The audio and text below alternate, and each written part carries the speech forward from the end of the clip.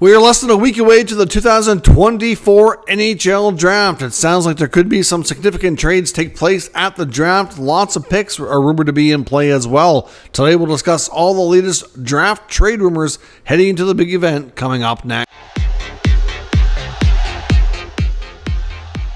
So welcome back to another video here at Top Shelf Hockey. As I mentioned, today we're going to take a look at all the latest rumblings of things we might see happen at the 2024 NHL Draft. It sounds like it could be an absolutely fun event for the spectators, obviously a great event for the fans, and it sounds like it could be very busy for NHL general managers, providing lots of deals, and of course that will result in lots of talk and entertainment for us fans. So certainly, like I say, we're going to go through all the latest stuff that we've been hearing of things that might happen at the draft. It sounds like there's lots of picks and players in play here. Now, since we last talked about this topic and looking at the draft rumblings, a lot more teams have come out and been open about the fact that their first round pick is very much available and in play, and they're willing to chat about trading it.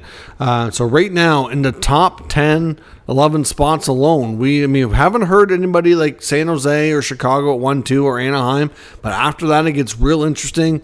Don Waddell and the Columbus Blue Jackets at 4 have said that they're very much willing to listen. They're flexible.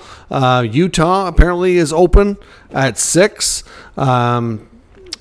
We haven't heard Montreal say they're willing to trade their pick, but we've heard some that think that if they could move up, and we'll discuss the scenario where that can happen as well, that might be something they would look at. But Columbus at 4, Utah at 6, Ottawa at 7, New Jersey at 10, Buffalo at 11. They've all been open to publicly stating that they are open to trading that first round pick for the right deal. So clearly, to get top 10 picks to move, it's usually a pretty significant trade. Now, the Ottawa Senators have, for example, have done a few of these deals here as of late, so they haven't picked in the first round in a bit. So they probably should keep that pick, or if they do trade it, they should maybe just move back or up or down. Like, they should still walk away with a first rounder high enough to get themselves a decent prospect, because their cupboards are getting a lot of kind of bare at this point. They have a lot of good young talent, but most of that talent has graduated to the NHL roster now. So they still have some holes to fill, and clearly a couple of young players jumping up into their lineup over the next year or two would be a great help. We've also heard a lot about the Philadelphia Flyers.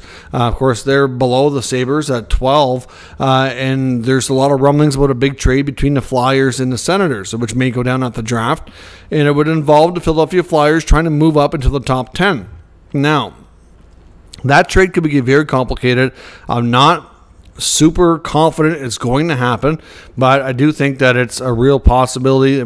We'll get a better feel for it as we get closer. But in all honesty, I think it really boils down to who's available to the Flyers with that pick if they make the move to get the Senators' first rounder. Like, obviously, in that case, they would swap picks. It would be Ottawa moving back to 12, the Flyers moving up to 7. And obviously, there'll be other assets involved. We've heard that there could be a defenseman going from Ottawa to Philly. A lot of people thought maybe Jacob Chikrin. I'm not really sure that makes a ton of sense, but I can see why they'd like him. But they have York, they have Sanheim, and they're rebuilding. Does it kind of make a lot of sense? I don't know. From the Philly side, there's Joel Farabee is definitely out there. Some that think maybe it would be Travis Konechny. There's some that think of Scott Lawton. Like, there's a number of names out there that are all kind of linked. We've heard from Ottawa side, we've heard, well, maybe it's Shabbat, maybe it's Matthew Joseph. His name has been out there. It could be a number of pieces involved. I don't know that it's going to be really that big or that significant, but the Flyers are trying to get into the top 10. We do know that, and I think a lot of it's going to boil down to what's available. So to me, we'll see. Now, another big game changer for this 24 NHL draft is the stock value right now of Russian prospect Ivan Demidov. Demidov, for the most part, in a lot of recent mock drafts and a lot of details coming from a lot of the top prospect gurus around that cover the NHL, his stock had kind of dropped a little bit, given the fact of there's the Russian factor. You don't know how long he's going to take to come to North America. Some say, well, he's a little bit on the smaller side because he was listed at like 5'11", and I think about 175, 180 pounds. And then You've got, just the fact of where he's played. Is it a high enough level competition? Like, just some concerns, I guess you could say, which could cause him to drop down to at least 5, maybe lower in the top 10. A lot of talk lately was that if he's available for Montreal at 5, that they're absolutely going to take him. But now his agent, Dan Milstein, put together, who runs Gold Star, put together a Gold Star prospect type of combine, almost like we saw in Buffalo down in Florida, with a lot of these prospects that came over from Russia, or some guys who couldn't make it to the Buffalo one. And of course Demidov was there, and a lot of those concerns went away. For one, the way he was measured just shy of 6'1", so he was 6 feet and like just over a half inch.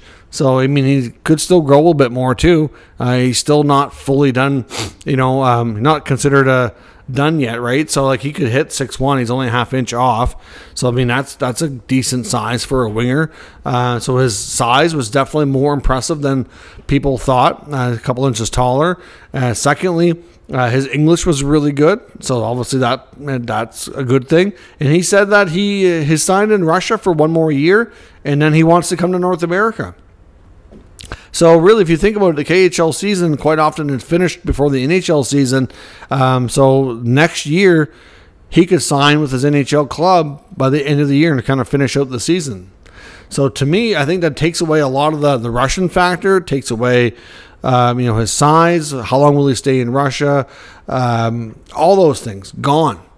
So to me, like, that just took his stock and went like, okay, even though a lot of people thought of him as the second best prospect in the draft, a lot of those concerns out the window. So now I don't know if he's going to be available at 5. I wouldn't be surprised if he goes 2 or 3 now. Chicago is going to have a real dilemma between him and Levshunov. And I still think it's quite likely that they do take the big right shot defenseman, Levshunov. But if that's the case, Anaheim is next, and they're going to be tempted now. Something that they're going to take the big Russian defenseman, Silyev. I don't know. I mean, he's huge. He's a great defender, 6'7", but do they want that, or do they want a more exciting offensive player? I don't know, right? It's hard to say how Pat Verbeek looks at it. That size in the back end, though, is pretty tempting. So, Demidov could make it to like 4 or 5, probably at most. And some people think that the Blue Jackets are set on taking Caden Lindstrom if he's available, and that they would really like the idea of Lindstrom and Adam Fantilli being their top 2 centers down the middle for the next number of years. It seems like for the most part, I think a lot of people are confident that the back problem and an injury that he was dealing with is something that can be it's resolved, and like it's not going to be a recurring long-term problem. And obviously he's a power forward type of centerman. So there's lots to like about his game. So if his injury concerns also kind of subside, which they seem to have, and his draft stock kind of skyrockets back up, then you're probably going to see, a lot of people said after Celebrini you might see a run of defensemen. I don't think there's going to be that way now. I think you're going to see Celebrini, probably Levshunov, most likely at 2, and then I think you're going to see a run of forwards. So I think you could see Demidov, Lindstrom, and then maybe a Ginla, which, Montreal could end up taking a Ginla. Like, I know Calgary would really like to get him, but, it's going to be tough. I think these guys are going to go quick. So really hard to say, but the whole combine that Gold Star put on certainly changed the draft stock here for some of these players, especially Ivan Demidov. Now, of course, New Jersey is another team to watch. As I mentioned, their number 10 pick, very much in play. They've already got their goaltender looked after. They got Jacob Markstrom. That trade's already done, and they still have the number 10 pick. They didn't trade Alexander Holtz. They didn't trade Seamus Casey. They didn't trade Dawson Mercer. All those pieces that were rumored to be possibly in a deal to the Flames for Markstrom was not used. They gave up a first-round pick next year and a third-pair defenseman in Kevin Ball. Like, that's a steal, in my opinion. I think New Jersey did really, really well. They convinced Markstrom and Jake Allen both to waive their no-trade clause to go to New Jersey. Obviously, Tom Fitzgerald doing a good job selling his plan. But he still has enough assets there that he's not done. And the question is what else is he going to do? I do think that they're going to still try to upgrade that roster more. They got a new head coach in Sheldon Keefe. They got a new goaltending tandem.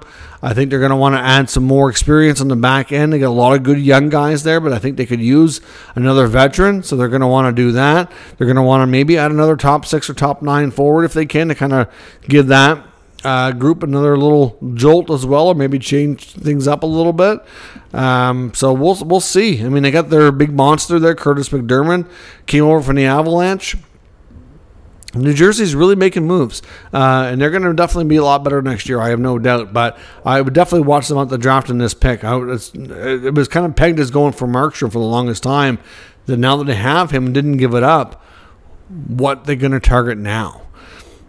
That's the next question. Of course, as I mentioned, with Montreal targeting a top young player, could it be Patrick Laine? Some that think, Arpon Basu, Mark Godin, the SDPN channel, their video podcast were talking about the idea of Laine going to Montreal and suggested that maybe Montreal and Columbus would trade draft spots.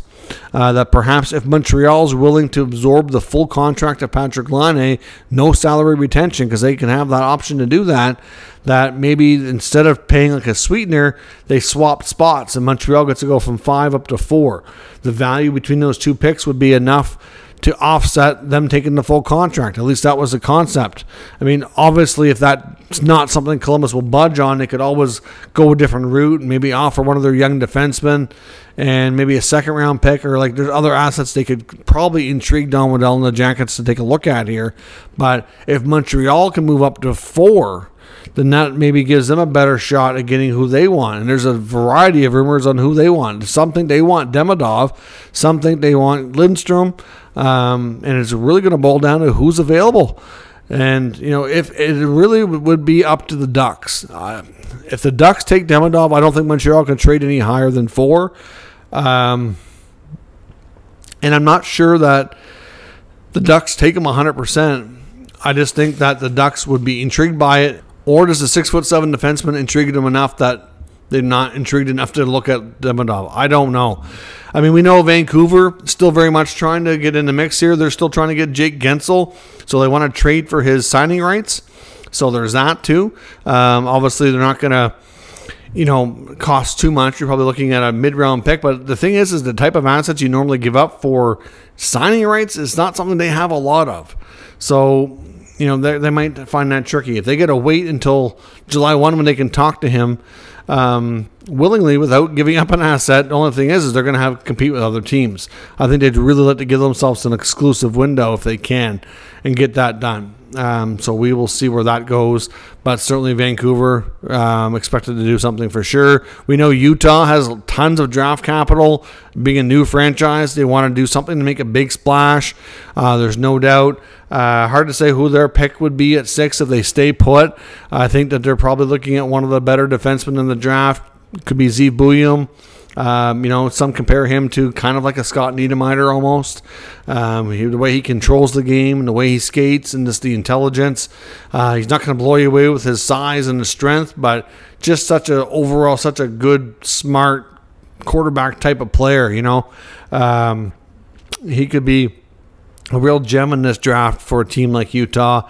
Hard to say what else they might look at here. Probably, again, going to boil down to who's available when they're picking. But, Utah, with all their picks, I think it's quite likely we could see multiple trades out of them, trying to continue to, take picks and put them together, trying to swap multiple picks to move up. We've also heard some rumblings about adding a few more veteran players to insulate that young roster. I know they're going to have more resources at their fingertips, a lot more ability to spend, so it's not like they're going to be like they were under Alex Marullo in Arizona. So hard to say what they're going to do exactly, but we know they're going to be busy. They have lots of picks, so certainly watch Utah. Seattle, like I said, another team to watch as well. They definitely want to add scoring.